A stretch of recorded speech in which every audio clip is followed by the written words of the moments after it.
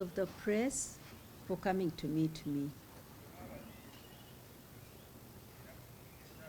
I asked to meet you because I want to speak to my fellow Ugandans and even to those outside Uganda and express my concern, deep concern, as the spouse of Dr. Kizza Besigye, my concern for him and his friend, Haj Obed Kamlegeya, who are in Luzira Upper Prison.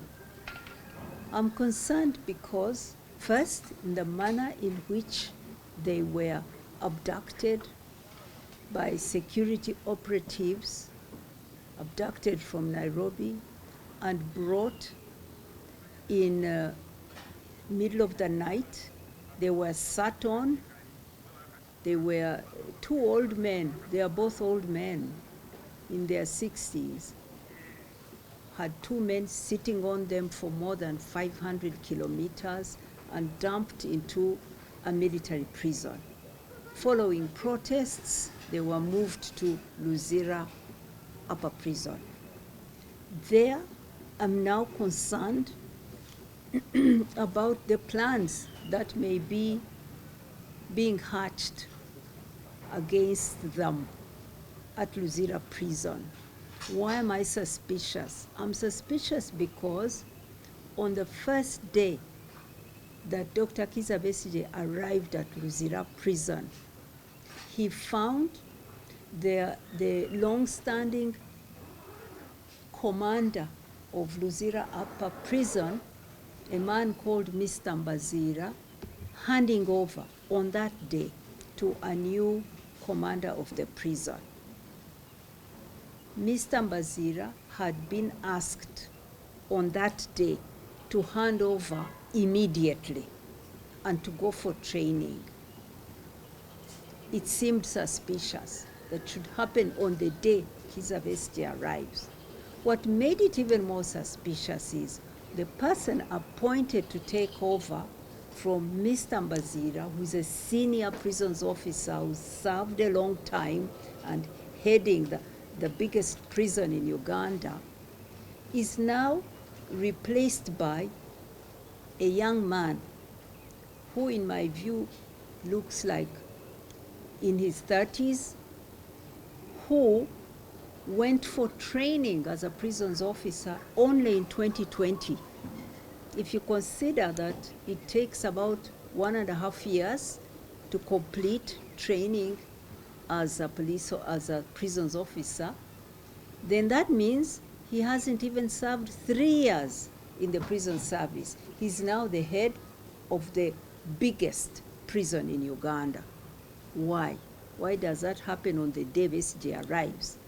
That this senior prisons officer is told to hand over immediately to a very young Munyankole prisons officer who is clearly a junior. Why?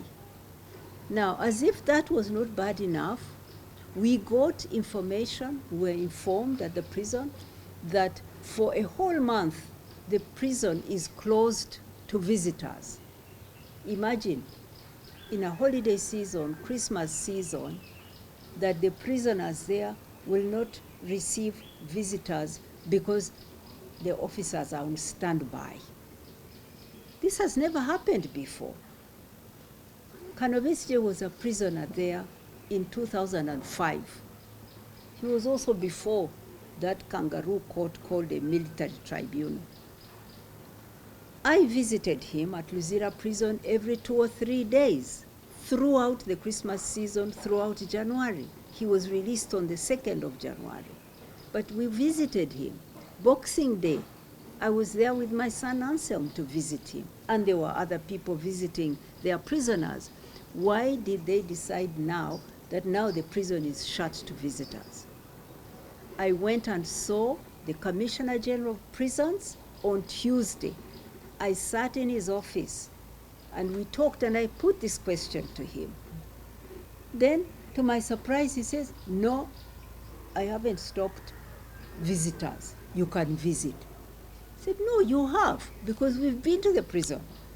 Then He made some phone calls, and he said, no, Winnie, you are okay, you can go and visit your husband. I said, no, I'm asking for all Ugandans. Can all Ugandans with prisoners go and visit throughout this season? He didn't give me a good answer, clear answer. I left without a clear answer. But the next day, they issued a press release saying,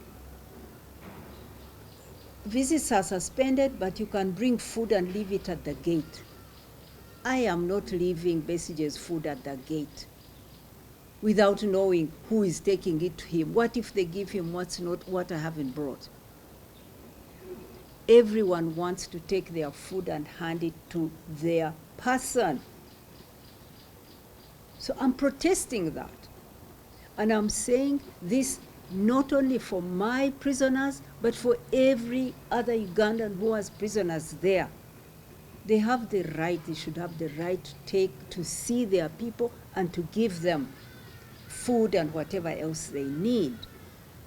So, all this has made me suspicious about the intentions that the government has towards Dr. Kizza Besigye and Haj Obed Kamlegeya.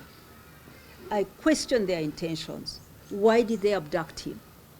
When there were clear processes, legal processes for bringing them from Kenya to Uganda. And when it was also very clear that they are returning. Besigye has many cases here and he's always appearing in court. He travels, he comes and sees us and returns and goes to court. He was not a flight risk. Why did they have to abduct him?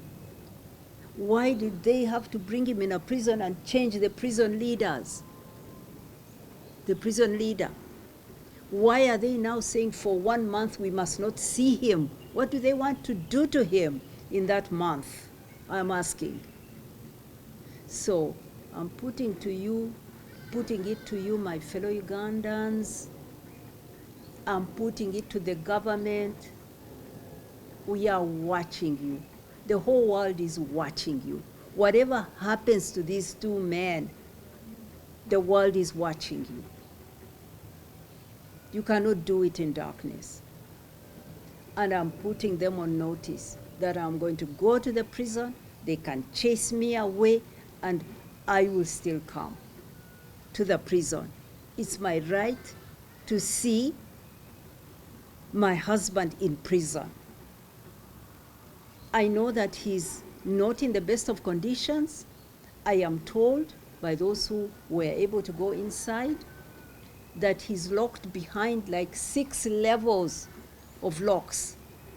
You enter one and you lock, and you enter another and you lock 6 times before you reach a tiny little room where he's sleeping.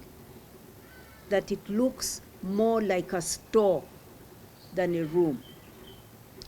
I didn't want to complain about all of that. We were happy to wait until he goes to a proper court and seeks bail. But one thing after another is leading me to believe that these people who have abducted him have wrong intentions and want to harm him. So there it is. I'm putting it before all people, the entire world, to know that some harm is being done to these two men.